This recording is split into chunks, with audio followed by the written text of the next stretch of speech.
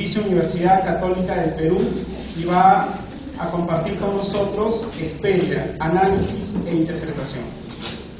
Quería aclarar que todavía estoy en tercer ciclo de la especialidad de literatura hispánica de la Pontificia Universidad Católica del Perú. Bueno, antes de comenzar quería agradecer el interés en esta ponencia por el profesor Ricardo Silva Santisteban, que no está presente. Agradecer a la Academia Peruana de la Lengua. La verdad es que con toda la cobertura que le han dado a Regueras, pensé que se habían olvidado de que Simbólicas cumplía 100 años este año. Bueno, voy a comenzar. Voy a leer el poema. Es Hesperia del poemario Simbólicas, que cumple 100 años. Lámparas de la abadía, cómo me siguen con murientes ojos, con las cruces azules y pensamientos rojos. En la bóveda añorado, la aventura se pierde en el vacío. Háblame, Hesperia, oigo tu aliento frío. Las lámparas me miran otra vez. En el templo hay una fosa que los chispeantes ojos señalan tenebrosa. El motete callado anuncia en el crucero noche yerta. Oh amor en sueño, oh la pregunta muerta. Bueno, es necesario comenzar con la descripción de las formas exteriores de este poema. Son 16 versos divididos en 4 estrofas, con rima consonante en los versos pares. Bueno, nótese que los 2 primeros versos son exclamaciones. Lámparas de la abadía, como me siguen con murientes ojos, va entre signo de exclamación, igual que los 2 últimos, o amor en sueño, o la pregunta muerta.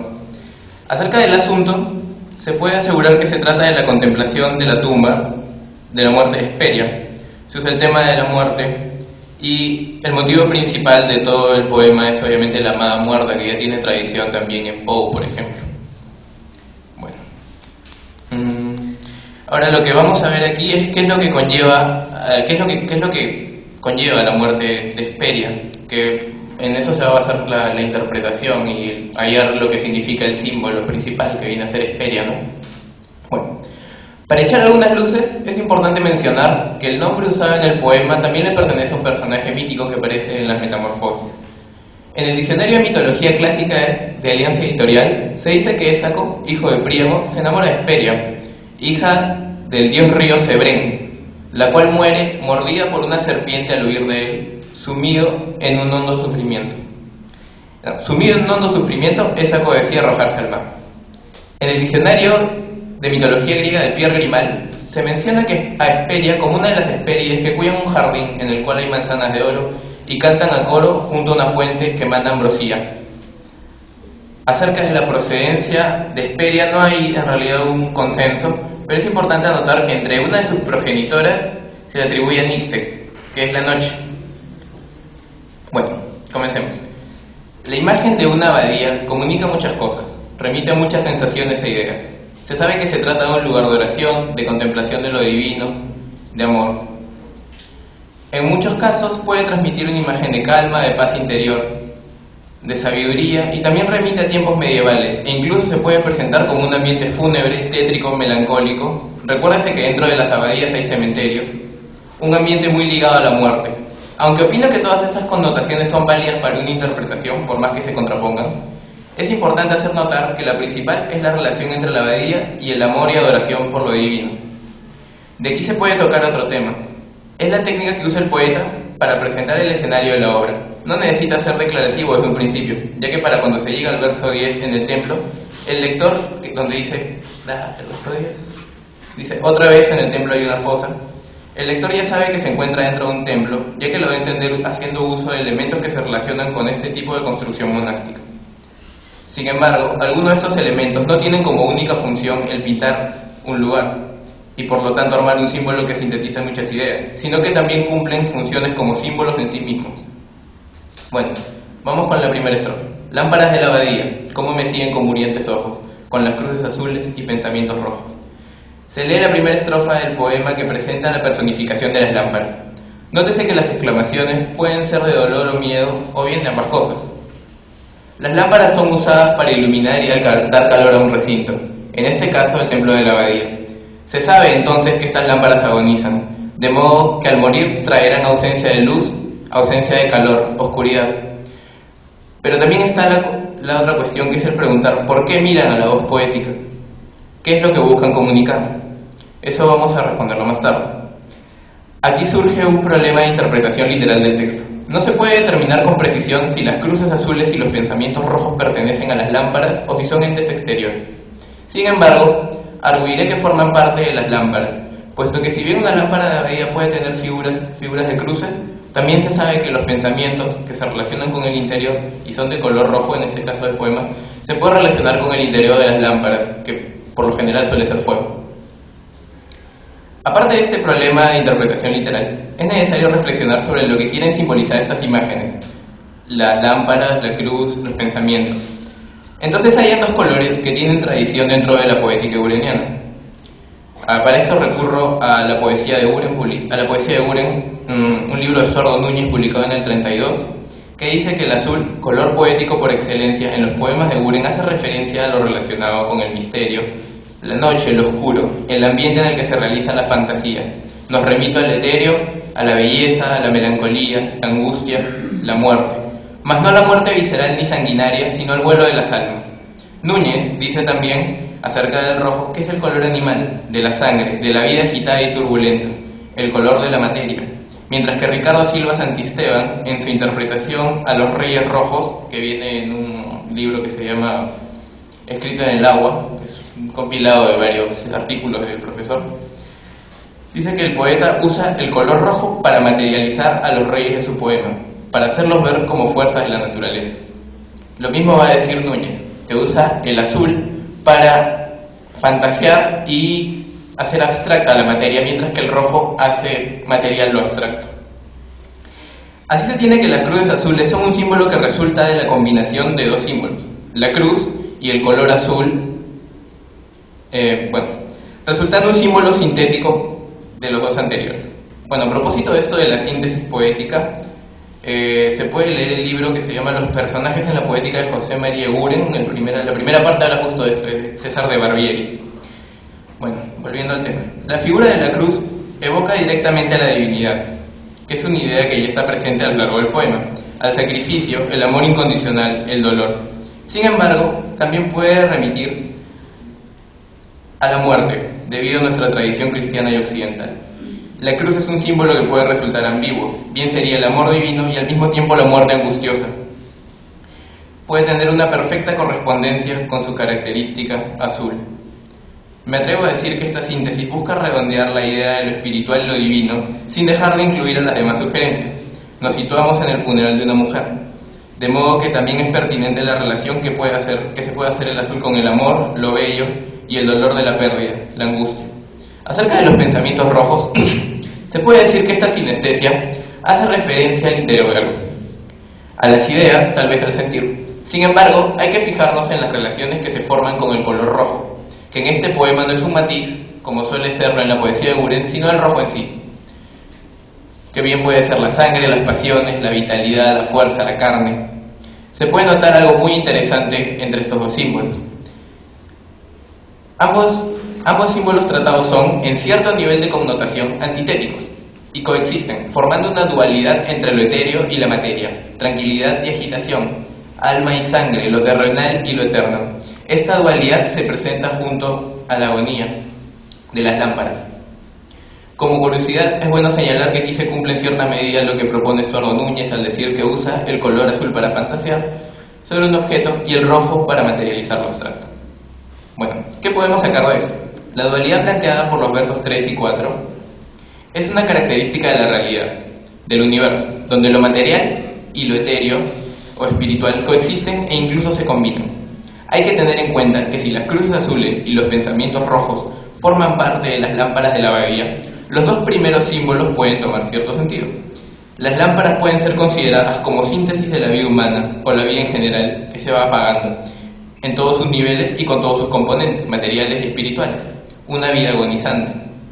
Esto no quita que las cruces azules y pensamientos rojos tengan la misma significación, independientemente de la figura de las lámparas,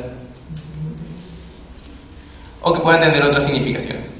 De momento se sabe que la primera estrofa comunica un ambiente agónico, en un tono de dolor y melancolía por la situación que se contempla, en anuncio de la oscuridad. Existe un motivo escrito por Eburen titulado La lámpara de la mente, que trata acerca de la fantasía como impulso creador y fuerza artística que alumbra a la mente humana y a toda criatura. Yendo más allá de la coincidencia de figuras entre las lámparas de la abadía y la lámpara de la mente, menciono esto porque hay una relación entre la lámpara de la prosa y la lámpara de esta estrofa de Hesperia, el carácter dual de lo simbolizado, es decir, la existencia de la fantasía entre lo sensorial y lo etéreo como rasgo natural. Vale anotar que la fantasía se relaciona muy bien con el color azul que ya vemos aparecer en el verso 3. Los dos posibles significados que he dado acerca de lo simbolizado, vida y fantasía, no se excluyen, sino que más bien pueden complementarse. Vamos con la segunda estrofa. En la bóveda han llorado, la aventura se pierde en el vacío. Háblame, Hesperia, oigo tu aliento frío. El verso 5 redondea el sentimiento del dolor refiriéndose al llanto. El llorar es un acto de exteriorización y materialización del sentimiento que nos mueve a hacerlo, un medio de expresión. Aunque el poema no dice literalmente quién ha llorado, se puede afirmar que quienes lo hacen son las lámparas, ya que el llanto sería la expresión de la agonía y se corresponde con los ojos murientes, que también sugieren tristeza. Sin embargo, la mención del llanto es sugerente en sí mismo, sin necesidad de decir de dónde proviene.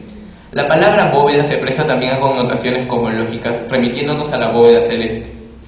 El sexto verso plantea un valor positivo que es derrotado por un valor negativo. Dice, la aventura se pierde en el vacío. Este planteamiento se encuentra en otros versos del poema. Por ahora es bueno recordar la idea de la victoria del polo negativo sobre el polo positivo. Entramos entonces al verso 7 y 8, en los que se sugiere la muerte de Hesperia, haciendo dos observaciones que me parecen interesantes para esta lectura. La presencia de la inexpresión. El verso 7 es una exclamación desesperada que busca la voz de Hesperia, mientras que el verso 8 es el silencio en sí. Y la relación que ésta guarda con el verso 5, que presenta la expresión de dolor en tiempo pasado, y el vacío del verso 6, con el cual hay equivalencia. Silencio y vacío tienen equivalencia, eso es lo que quiero decir. También es importante ver que la sinestesia del verso 8 presenta la negatividad de esta inexpresión, que puede ser dañina. El aliento frío se contrapone a las lámparas de la abadía. Acerca de esta sinestesia, dice Estuardo Núñez, textualmente, podría encontrarse aquí una sinestesia de triple combinación: oído, olfato y tacto. Bueno, resumiendo, la segunda estrofa presenta, siguiendo el uso del tono melancólico, nuevamente la derrota de lo positivo, representada en el vacío y la inexpresión. La tercera estrofa reza así: las lámparas me miran otra vez, en el templo hay una fosa que los chispeantes ojos señalan tenebrosa. Las lámparas vuelven a mirar al yo poético. En esta ocasión ya es más claro lo que comunican. Es la muerte en su sentido más negativo, no aquel que se relaciona con el color azul, sino la muerte como ausencia. La fosa del 10º verso es aquella en la que ya se Hesperia muerta. Esta fosa es una figura del vacío que también se yergue tenebroso y amenazante, que destruye todo lo positivo y lo anula. Se tiene entonces la función de las lámparas dentro del poema. Anuncian la amenaza del vacío, de la muerte, con su mirada y con su agonía. Es una situación que las afecta y que afectará al yo poético. Vamos con la última estrofa. El motete callado anuncia en el crucero noche yerta, oh amor en sueño, oh la pregunta muerta. El silencio se materializa de nuevo en la figura del verso 13, que es el motete callado. El motete es una breve composición musical que se canta en las iglesias. Regularmente se forma sobre algunas palabras de la escritura. Entonces, en el verso 13 sería el silencio del canto, así como se presenta la ausencia de la voz de Hesperia. Nos preguntamos entonces, ¿quiere hacer referencia el poeta a la expresión poética? Y lo responderemos después. Es importante anotar que tanto el verso 13 como el 14 son usados por Estuardo Núñez para ejemplificar una constante en la poesía de Eburen, que se llama la lírica del silencio o el silencio musical, como muestra del hermetismo poético del autor en contraposición a la actitud modernista, poesía considerablemente ruidosa. Entonces, el silencio del motete viene a ser un signo de la noche yerta que se anuncia en el crucero. Otra vez se usa una figura que resulta de la combinación de dos palabras muy sugerentes. Es necesario explicar que la noche no siempre tiene connotaciones negativas en la poesía de Eburen, léase el motivo noche azul, por lo que el adjetivo aplicado busca que se le entienda como algo negativo, relacionado a lo terrible de la muerte. Entonces tenemos noche y se le aplica el adjetivo yerta para que solo se entienda la connotación negativa. para que solo se entienda lo fatal de ella. La noche abierta le sigue o equivale al vacío. Se sabe, pues, que el motete callado cumple la misma función que las lámparas de comunicar. Sin embargo, hay una diferencia entre las lámparas y el motete. El primero ya no agoniza, ha sucumbido a la muerte. Los versos 15 y 16 son exclamaciones que exhalan dolor por la muerte de Hesperia, que aquí es un amor en sueño. Maravilloso, fantástico, vendría a significar. Este poema expresa el amor de la voz poética por Hesperia y el dolor de su pérdida. Obsérvese que cada estrofa hace referencia a la muerte de distinta manera. Para darle una lectura global al poema es necesario notar cómo es que el autor ha construido Hesperia haciendo uso de causas y consecuencias con relaciones tan estrechas que pueden ser vistas como equivalentes. La muerte de Hesperia es aquello que genera su inexpresión. Esta inexpresión genera el vacío, que también es la inexpresión del motete, que es anunciado por las lámparas que agonizan a causa de este, lámparas que con su muerte dejarán a la abadía en tinieblas. También se hace evidente otra estructura en este poema. Se le puede dividir en dos mitades que poseen cierta simetría. Entonces se puede alegar que la construcción del poema responde a una fórmula de dos tipos de estrofas que se repiten. Me refiero, las estrofas impares usan una misma estructura y las estrofas pares otra. La estrofa impar, primera y tercera. Se observa que en ambas hay una mirada de las lámparas en los primeros versos, seguido por el anuncio de la muerte que esta mirada conlleva. También tienen ciertas similitudes en la métrica. En la estrofa par se da la premonición de un destino oscuro y fatal muy asociado a la muerte. Nótese también que tanto en el primer verso de la segunda estrofa como en el de la cuarta hay una referencia a la expresión. Primero está el llanto de la segunda estrofa y el motete de la cuarta estrofa. Bueno, ya habíamos dicho dónde más se encuentra el nombre de Hesperia. Ahora toca decir lo que este nombre puede simbolizar. Al ser el nombre de una ninfa que cuida de un jardín, se puede obtener una relación entre la belleza, la divinidad y la vida. Sin embargo, también se sabe que es hija de Nicte, lo que puede sugerir que procede de la noche, y la noche, en la poética de Uren, es donde se puede encontrar la belleza, la fantasía, el amor, lo divino, entre otros valores positivos. También sugiere la idea de la vida, si se toma en cuenta la otra procedencia que se le atribuye, que es el río Cebrén. Otra anotación importante es acerca de la figura de Ésaco y su angustia por la pérdida de Hesperia. Su acción de arrojarse al mar puede remitir a la idea de salto al vacío. Este amor se relaciona con el tono melancólico del penúltimo verso y el poema en su totalidad. Tomando en cuenta todas las consideraciones anteriores, se puede concluir que el poema trata de la ausencia de aquello que Hesperia representa, a quien se le otorga una importancia tal que se le presenta como aquella que confiere vida y sentido a todo lo demás, quien brinda la luz y mantiene viva la expresión. Se sostiene entonces la hipótesis de la difunta como símbolo de la belleza, el amor o la vida, lo que tendría relación con lo que su nombre puede simbolizar. De modo que el poema propondría la importancia de estos conceptos. Entonces se puede decir que el motete hace referencia a la expresión artística como adoración de la belleza, y por qué no a la poesía en particular, ya que sin ella esta no tiene razón de existir, ya que sin la belleza se calla, se pierde en el vacío al igual que la felicidad y muere la fantasía. La vida misma se convierte en agonía, un constante salto al vacío helado. De ahí el tono triste y melancólico de la voz poética. Es Hesperia quien ocupa el papel de Dios, quien es el centro de la abadía, que es una metáfora del universo. Es Hesperia quien se debe rendir culto. Es Hesperia esa belleza etérea, incognoscible, enigmática, una pregunta sin resolver, porque es el misterio inherente a ella, es ese amor en sueño, ideal.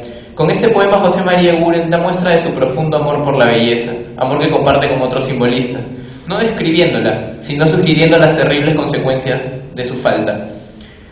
Es así que esta conclusión se corresponde perfectamente con las siguientes palabras del motivo a la belleza.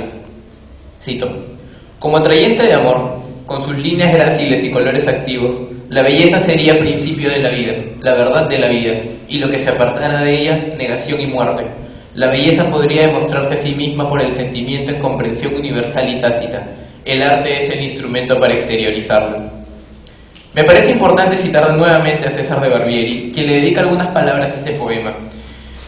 Y dice lo siguiente: Hesperia es el poema del misterio. Este deviene en la poesía de una abadía misteriosa y el leitmotiv de unos ojos, tan misteriosos como ella. Sus evidencias son los versos 2, 11, 2, el verso cómo me siguen con murientes ojos, el verso 11, los chispeantes ojos nuevamente, el verso 12, el motete, y la pregunta muerta del verso 15.